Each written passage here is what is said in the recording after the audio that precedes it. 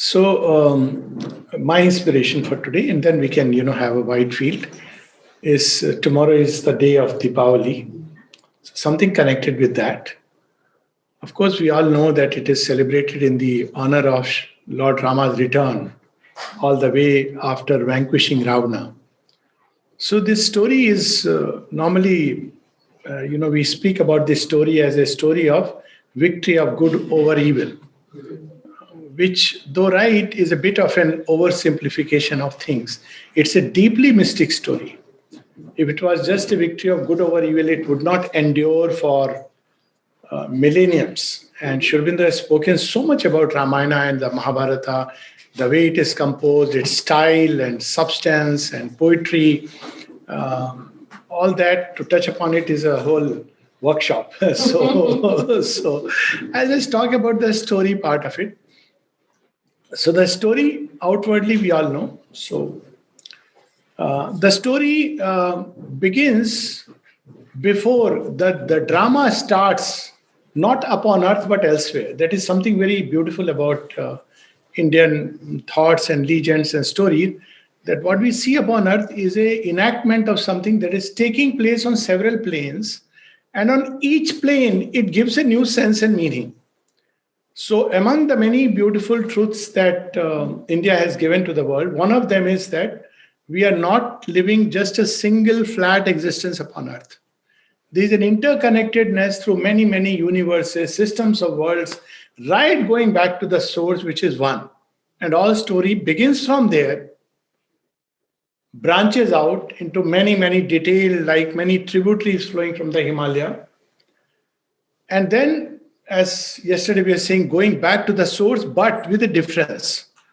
So when the Ganga starts from Gomukh, it doesn't really start from Gomukh, it starts manifesting from Gomukh. It enters into the sea, this picked up by the sun into the skies, and from there it rains upon earth and makes the lands fertile. So Ganga's story is not confined from Gomukh to the Bay of Bengal. That Ganges goes all around as cloud formations, and there is another level of the story of Ganges which is taken place elsewhere. But today we'll focus on Ravana, though that is a very fascinating story of Ganges, Gangama. So the Ravana story is that they are the two Dwarpals of the Lord, Vishnu and Jai Vijay. They are meant to guard the gates. And as happens, when we are very near the Lord, we have to be very, very humble, because it's the seat of ultimate power. And if we are not humble, the fall can be as precipitous. So the greater the grace, the more humility it should bring. So these people forget that lesson, or they had to learn the lesson or teach for all of us like a reminder. So they are at the gates of the Lord Vishnu, Dwarpal, as Jai Vijay. And they slowly become very arrogant that we are the near and dear ones of the Lord. There is none like us. We allow people to go and have darshan of the Lord, to meet him. It's a big, big thing. So once one of the rishis comes, there are different versions of this. Who is the rishi? But that's not really the main thing. So he wants to enter and have an audience with Lord Vishnu. And the two stop him. This is not time. This is closed. You can see the door. You're not allowed inside. So that's, the rishi is, I can access him all the time inside. You people are here at the gates of the Lord. You don't have even the discernment to understand. You are applying a mechanical rule on everyone. See, the mechanical rule application is only like death's flatness and equality. But the divine doesn't work like that. He works with an infinite plasticity and freedom. He says, you people don't know. Your mind is still full of suspicion. Your mind is very rigid. So you enter into worlds of suspicion and fear because that is your property. And he storms into the Lord's chamber and has his audience, and all that is another story. And then he comes back. So there's another beautiful thing about Indian thought stories, that you have stories within stories. Like if you read the Mahabharata, so many stories interwoven with each other. Because you can't understand life unless you see all these stories together. Life is a totality. So when we try to understand any life based on my personal story, you cannot understand it, because my story is interlinked with whole cosmic stories and our personal stories and many things. So, anyways, the Rishi comes out, and then they rush inside and say, "We are very sorry. We made a big blunder." So he says, "Yes, I know. You people had once stopped even Lakshmi ji from entering, saying that time Lord is resting. How can you be so undiscerning?" And, it's because she's Lakshmi, goddess of harmony and love. She doesn't curse anyone. She just steps back, disgusted by this kind of thing. That's what Lakshmi goes away from hearts that are crude. She doesn't, and unlike Kali, who will ensure that your crudeness vanishes, but she waits because she's a very patiently. She works upon human nature, allows that poison to come out. So that's why whenever in life we face any bitterness, disharmony, you have to just wait and patiently allow harmony to emerge. It is always there inside. Ultimately, love wins. But we are not patient enough. So that's one part as an aside. When he take home points. So he says, "I am sorry, Lakshmi could do that, but rishis, are very passionate by nature, and they are quick to temper, but equally quick to calm down. But now his word cannot fail, because those who live by truth, their word carries the vibrations of truth. So you have to go down." So he says, "But there must be a remedy." He says, "Yes, there is a remedy for everything." So he says, "Please tell us." He says, "You have two options. One is you come back in 3 lives. And if you come back in 3 lives, you will have to face me as a wrestler. You'll have to come take me as a combatant." So, okay, what is the other option? Other option is 7 lives. 7 lives, the way of the gods. You have to labor upon earth. You have to turn towards perfection. So these people, as perhaps that's where the culture of fast food started. They said 3 lives. Sure, yeah. So rocks it, 3 lives. So they fall. See, the story of fall is recounted in almost every scripture. In Bible, we hear the story of Adam and Eve falling. There is story of man falling from some great height. But this story has its own andaz, nirala andaz. It has its own flavor. So they fall, and God says, Vishnu Bhagavan says, "My promise is I'll come and redeem you." So, okay, they come as the two great titans, Hiranyakashipu and Hiranyaksh. God has to come down, and 3 lives. So in that life, they are annihilated. Then the two come as Ravana and Kumbhakarna, Ravana and Kumbhakarna. Again, he comes as Ram and redeems them. And then they come in the final birth as Kansa and Shishupal. So again, they are redeemed back. Now, in this story, which sounds very simple, there are many, many layers to it. And I look at it in one way, that there is, because recently somebody connected with spiritual movements had written a little note which came to me through WhatsApp. What's my view on it? It was a story. He had captioned it, "There is no height from which you cannot fall." So that is true. If you look at it, Ravana is so high.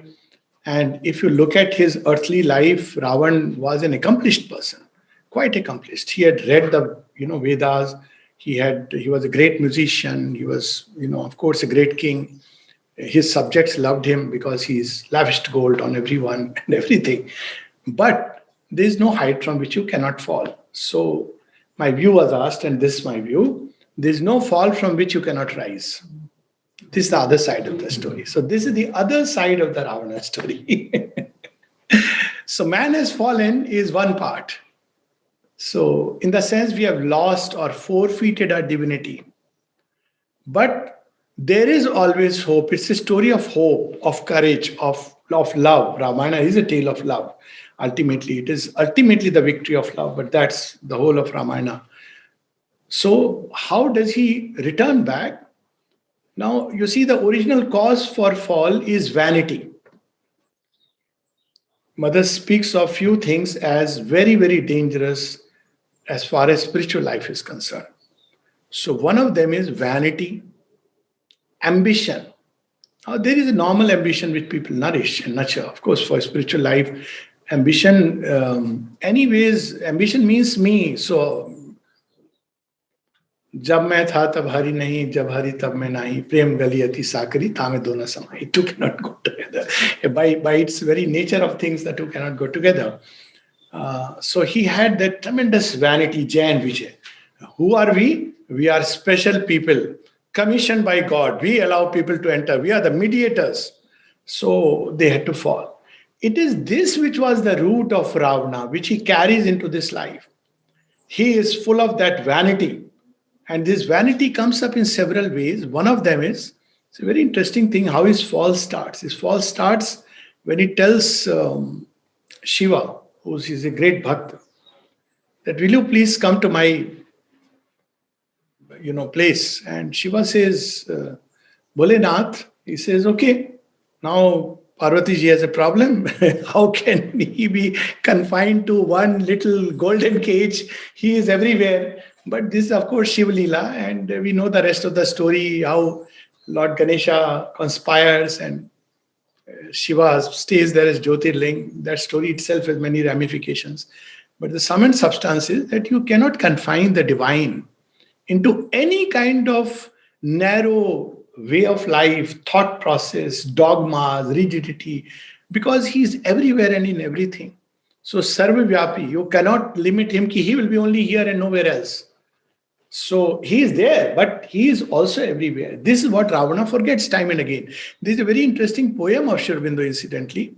It is about Rakshasa, it's about Ravana. That all the people are praying to Lord Krishna. It's a very fascinating poem because, he speaks about the rishis going to Krishna. In normal story of Ramayana, you will see Shiva and Parvati. And of course, Rama. Krishna nowhere comes because Krishna has not taken an avatar. But in Sri Aurobindo's poem, they go to Krishna and say Ravana is creating havoc. So what do you do about it? He says, an aeon he has taken to evolve, and aeon he shall rule. So first he asks the Saptrishis, they are the, council guardians, the stars as guides. So they say, but he has to go. He says, okay, he will go because he has made a fatal error. So what is the error of Ravana? He says he has this mantra, Aham Brahmasmi, I am God. See, yesterday we were talking about it, but look at the subtle, as they say, the devil is in the details. Aham Brahmasmi, he knows that he is God, all are God. So he is God, and therefore he derives his strength from this idea that there is this divine inside him. So what is the flaw? He says he doesn't know that all is God.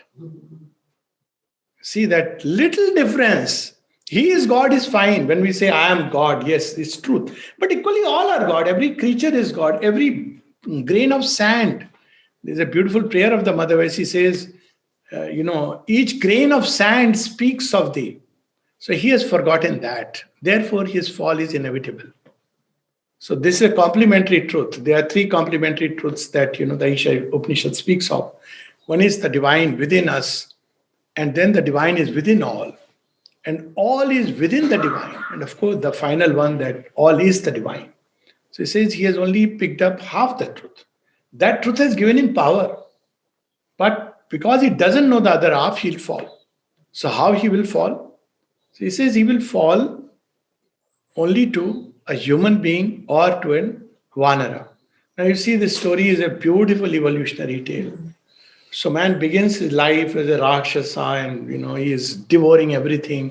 Rakshasa is, of course, we all know, not that two seeing wala janwar is better actually. So Rakshasa is somebody who devours. He has a gigantic appetite. Everything he wants only for himself. So he is, from Rakshasa evolves into an Asura. Asuras are great intellectuals who have studied in all the big universities in the world, but their minds are turned towards expansion of the empire of the ego. That's what an Asura is. So he is an Asura. He's very learned. He's probably, given lectures in Harvards and many places. So he is regarded as many degrees, but he misses something very fundamental. Something that is not taught in any university, that this life, this world is not for you alone.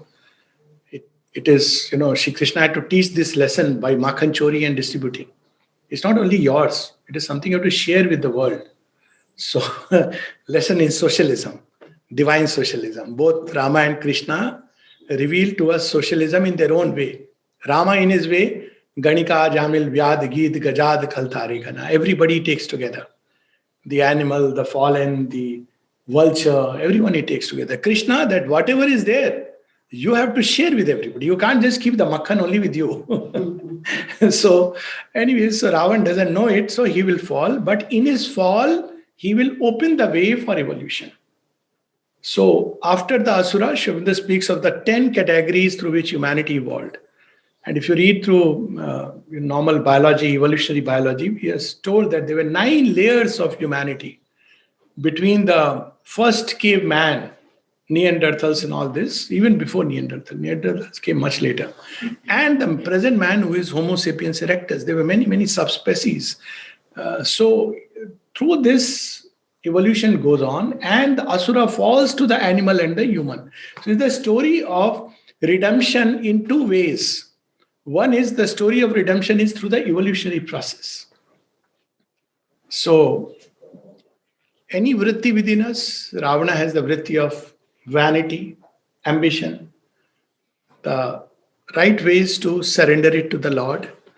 And then that capacity for doing wonderful things increases. Mother says that when you surrender, divine doesn't finish you. People are very afraid. But she aggrandizes what is within you, which is worthy of growing into its divinity, that will happen. So that is the stage of human evolution, by refining the tendencies, the vrittis, by surrendering to the divine. There is an efflorescence. But Ravana individually had refused that path. See, that is the story of 7 lives. 7 lives is the longer time scale, but it's the path of perfection. That's why so many lives, people often say, Janam Karam ka koi ghera nahi hai, because the divine is perfection. He wants everything to be beautiful. You can't make a beautiful painting in just, give me half an hour and I'll do it. That is only computers can do it.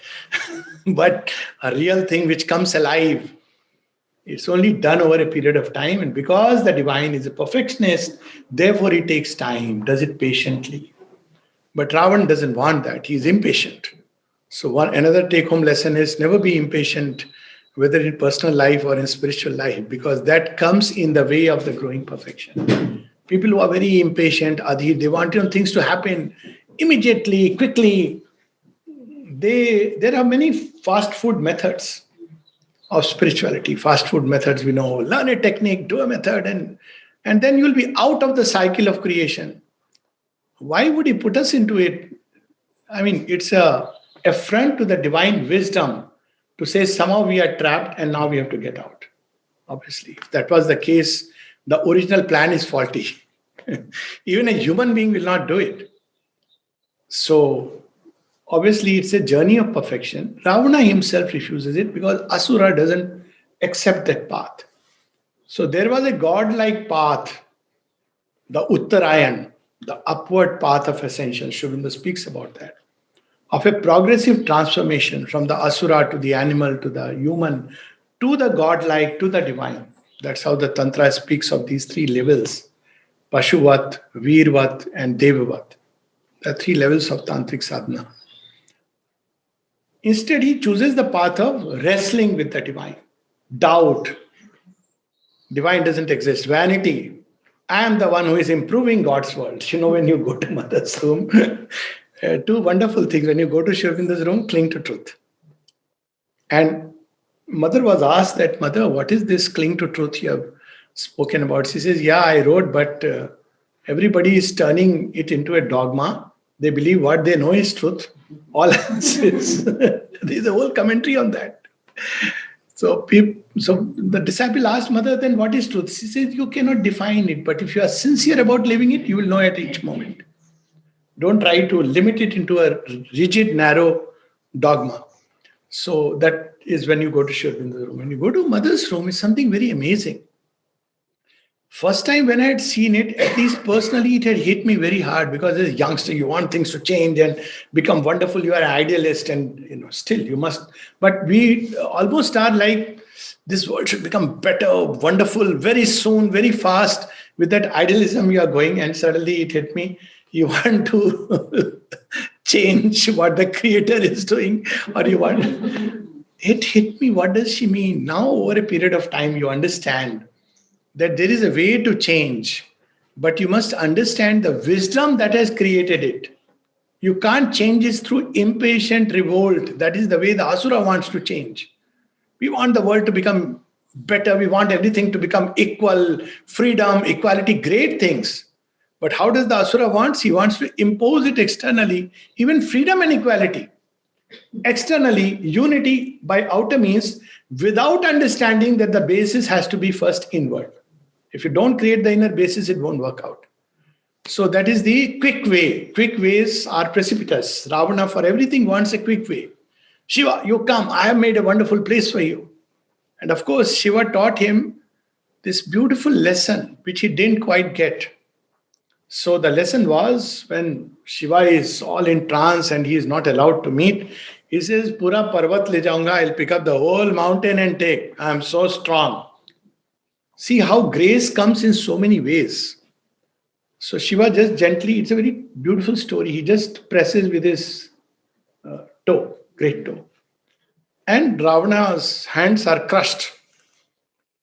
So then we have the famous Shiv Stuti of Ravana, Jata, Jata, somebody would remember, very beautiful.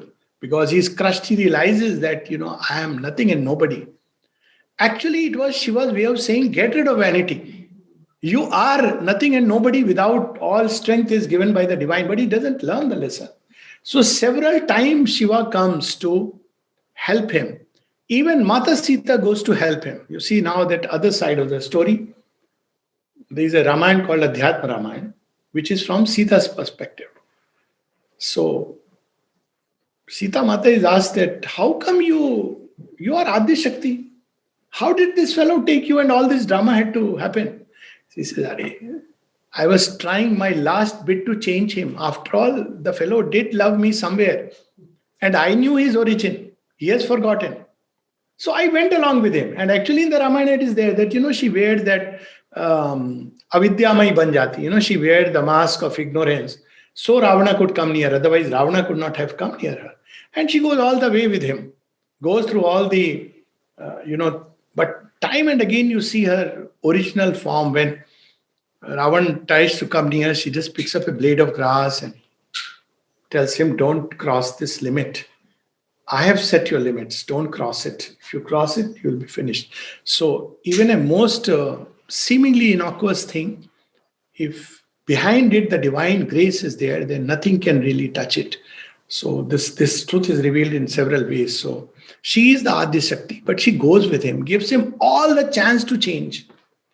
But as his destiny, he has to ultimately go back through the path of the Asura, which is wrestling and combating with the divine. Ultimately, you will reach him because everywhere he is there. So this is the other part which people say, anyways, divine is everywhere, any which way you will reach. It's true. But the path you take are mainly two. One is the path of antagonizing, opposing the divine plan and the divine will. And when you do that, ultimately what will happen? Mother's message of 1954, ultimately no human will can prevail against the divine will. And then she says, deliberately put your will on the side of the divine and the victory is certain. Even that people started saying, see, we are on the side of divine will. That's a different matter altogether. So Ravana's story is a story where several chances he gets. He has fallen from a great height, true. But several times the divine is not forgotten. He has forgotten the divine. That's why mother says, my child, even if I have seen you once, I never forget. Those who remember me, there is a special tie. And she says, it doesn't matter where you are. You may be in Pondicherry, you may be in France, you may be on the other side of the world. And I would say in any worlds, not only this world. She doesn't forget. So look at the story. Ravana has forgotten. He is only worried about the boon that is given to him, that only man or a monkey can fall, make you die. He has forgotten. But the divine is not forgotten. To this extent that Mother Lakshmi as Sita comes all the way to change him. She is there with him for 1 month in Ashokvatika. That maybe her presence, his love for her, maybe at some place he will change. As an aside to this story, there is a very beautiful, as I said, Ramana is a tale of love. So very often you will see that Rama is trying to cut his head and it comes back again. And then Vibhishan comes and tells him, Amrit Kumbh to yahan par hai, that immortality. He derives his strength from here in the navel. So shoot it there. Asura derives his strength from the lower vital regions. But in any such story, there are many untold things which are very important. So often I say, when people say, I've read all of Sri Aurobindo, that's not enough. There are many things is not written. They are between the lines. And it's beautiful to get them revealed. So in this story, normally you feel that, okay, he was trying to remove his head. He could have just shot an arrow in the heart. That's the seat where life is there. Why does Rama doesn't do it? So Rama is asked this question. Lord Rama is asked, why don't you hit him in the heart? Finish the whole thing. And Ram says something very beautiful. See the love that they embodied. He says, however faultily he loves Sita, the Sita is in his heart. I can't hit it. Look at the tenderness of the divine love. It's also there in Jalandhar's story, where Shiva cannot kill this Asura because in his heart is Tulsi or Vrinda, who is a Vishnu Bhakt. He says, I can't kill. Look the shades of love and tenderness and beauty and grace and charm that have been woven around these stories. What tender love that, dekha jaye to, he loves the lady who is supposed to be yours, but still, look at that love, which on one side will get her back because it is adharma. On the other side, he is not touching his heart because that's where whatever form of love. So, but Sita has gone there. Rama goes, gives him several chances through Angad, through Hanuman. What is he doing? He's trying to tell him, see, just surrender, just surrender. That's all that is required. I remember you have fallen from there. All that you need is just surrender. But vanity is vanity. And then at the end, he says, okay, now you have left no other option but to absorb you back into me. And that's why there's a very beautiful, small little article, we may say, but about a one page, which Nalnida has written among his last writings. And he speaks about Ravana as Ravana vanquished is Ravana transformed. He becomes a bhakta of the Lord. So you see, this is such a beautiful story. So when we talk about victory, it's not just about good over evil. It's the victory of love over all that opposes it. And how does love become the victor? By transforming. His vanity ultimately has to yield. You have no other choice. But to yield before that, surrender is anyways the most logical, commonsensical things. When you talk about the Creator, we surrender to everybody except the Creator. Look at the enormity, the silence of space, and the star, the way they are woven. And when Ravana, each such being converted and transformed, becomes, if I use a Hindi expression, Tare Zameen Par. He becomes a manifestation of the divine, but upon earth. So we celebrate with Deepawali. All these, nowhere, it's all not written anywhere. So we celebrate Deepawali, that however thick the night, even if the stars have vanished from the sight, still there can be light, and each of us can become one of these stars upon earth if we learn how to surrender the ego and the vanity and be just what the divine wants us to be.